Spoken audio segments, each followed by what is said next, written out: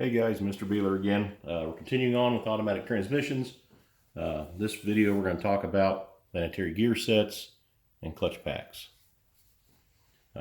In the assignments online, I had a video on there. It showed some animations of the planetary gear sets and how they work. Our planetary gear set consists of three parts. We have a sun gear, which is in the middle.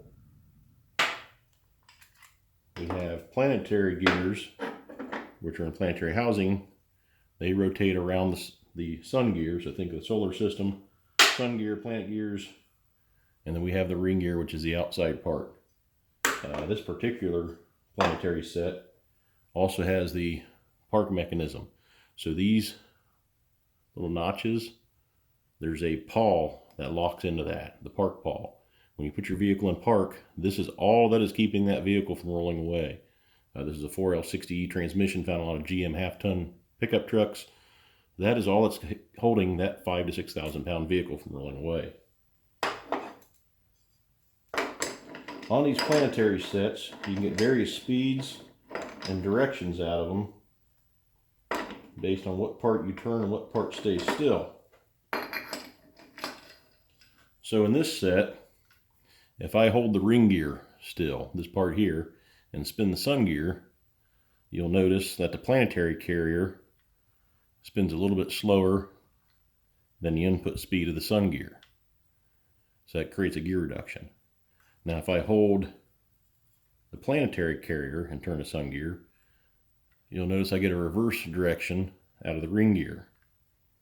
And if I hold the sun gear still and turn the planetary carrier, you'll see that the ring gear turns a little bit faster than the planetary carrier. So depending on what part we hold still, we can change speeds or directions and gear ratio.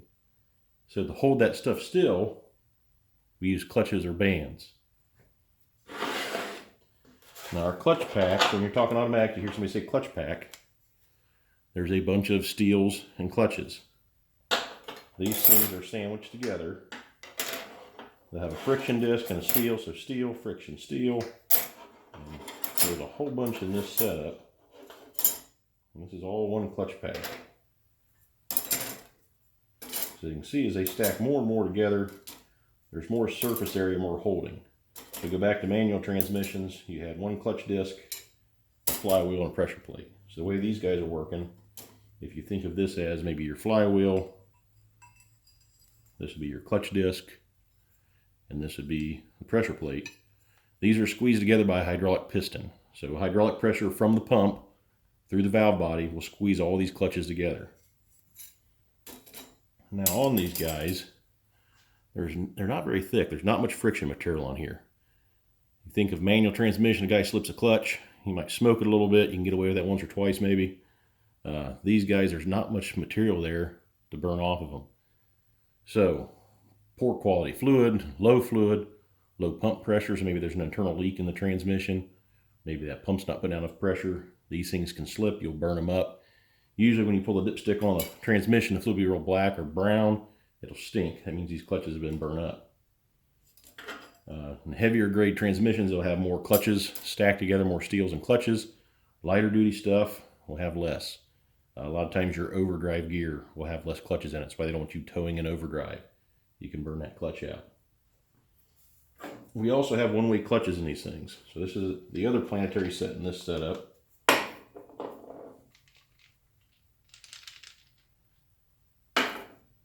This one has what they call a sprag clutch. So you'll notice I can turn it clockwise, but not counterclockwise. It locks up. This allows some overrunning, like when we're coasting, or if one's set, when we spin everything, we want to drive through it. All these little, they kind of look like dog bones in there, will allow it to rotate one direction, but when you turn back the other way, it locks up. Some of the other manufacturers use a roller one-way clutch that has little spring-loaded like rollers, look like roller needles out of a bearing, and when they rotate one direction, they jam up. We also have Torrington bearings. These are little flat guys. If you take these apart, inside of here are little needles laid down flat. These are between all the components. As they spin in there, allows low drag. Now for fluid to get to these systems and apply, inside of some of these housings, you will see a hole. You see a hole just right inside of there. Fluid is ran through different shafts and different passages in the transmission. So they'll run fluid through one part, they're cross-drilled, allows fluid to go different locations. Inside here you can see some of the clutches in here. This one doesn't have as many clutches. Looks like there's about 4 clutch discs in there. There's a piston that would apply, would lock that part of the planetary set and make it spin or hold it still. Then some of the manufacturers also use a band. This guy's wrapped around a drum. We have a apply piston that make contact pushes, would hold this component still, which would make another part of the planetary spin, which would give us a different ratio.